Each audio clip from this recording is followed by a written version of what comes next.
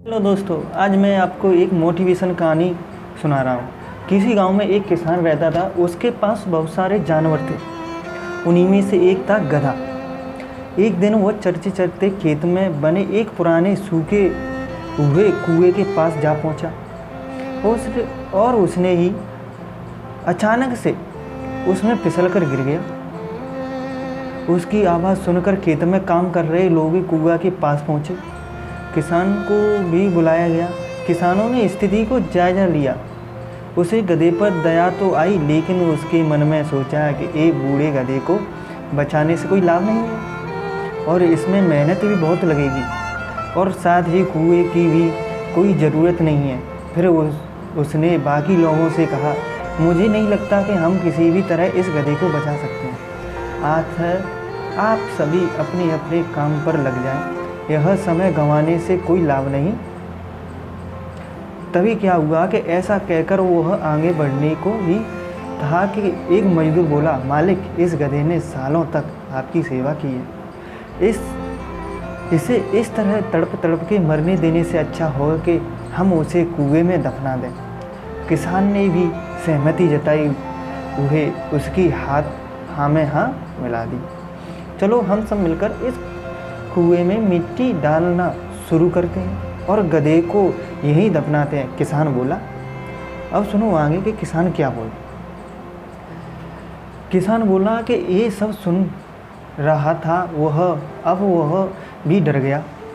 उसे लगा कि कहाँ उसके मालिक को उसे बचाना चाहिए, उल्टे वो लोग उसे दफनाने की योजना बना रहे थे। इसमें एक कहानी में जो सुन रहा था वो कौन सुन रहा था? तुमको पता है? गधा सुन रहा था।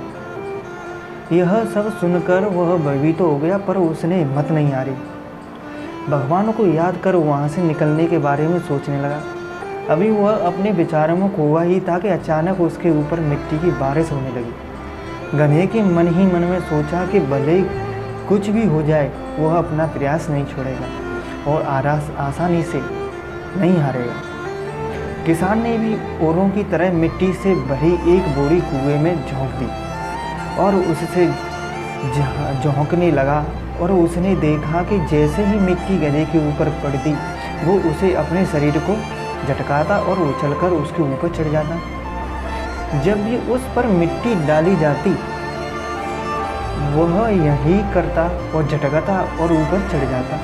किसान भी समझ चुका था कि अगर वह यूं ही मिट्टी डालता रहा तो गधे की जान बच सकती है। फिर क्या था कि वह मिट्टी डालवाता गया और देखते देखते कुएं के मुहाने तक पहुंच गया। कौन पहुंच गया? गधा। अंत में कूदकर बाहर आ गया। सीख, हमारी ज़िंदगी भी इसी तरह होती है। हम चाहे जितनी भी सावधानी करते हैं, कभी ना कभी मुसीबत गड्ढे में गिर ही जाती है।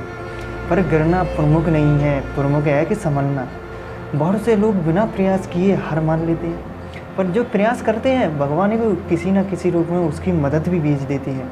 इसलिए जब अगली बार आप किसी मुसीबत में पड़ें तो कोशिश कीजिए कि हम उनसे आगे निकलें। तो इससे हमें एक ही सीख मिलती है कि हमें ज़िंदगी में बहुत सारी रुकावटें आती हैं। बहुत सारे जो लोग होते हैं गाँव के या कहीं के भी अपने रिश्तेदार, वो हमेशा किसी न कुछ कमेंट करते रहते हैं हम पे, जिससे हम उनकी कमेंट को इग्नोर करते हुए हमें हमेशा आगे बढ़ना चाहिए, जिससे ये लगे कि तुम समझ रहे हो ना दोस्तों मैं क्या कहना चाह रहा हूँ। मैं ये कहना चाह रहा हूँ कि हमें इन छोटी मोटी बातों को अपने दिल पे नहीं लेना चाहिए। जो करते हैं ना गांव में, मुसीबत ले लेते हैं, कभी कुछ कर लेते हैं, गांव में बैठे रहते हैं, ऐसी बातों को भूलकर आगे बढ़ना चाहिए, जिससे हमारी जो समस्या है, वो जो प्रॉब्लम है, उसको पीछे छोड़ते हुए हमें जो आगे आने वाला कल है उसके बारे में सोचना चाहिए। दोस्तों, अगर ये कहानी अच्छी लगे तो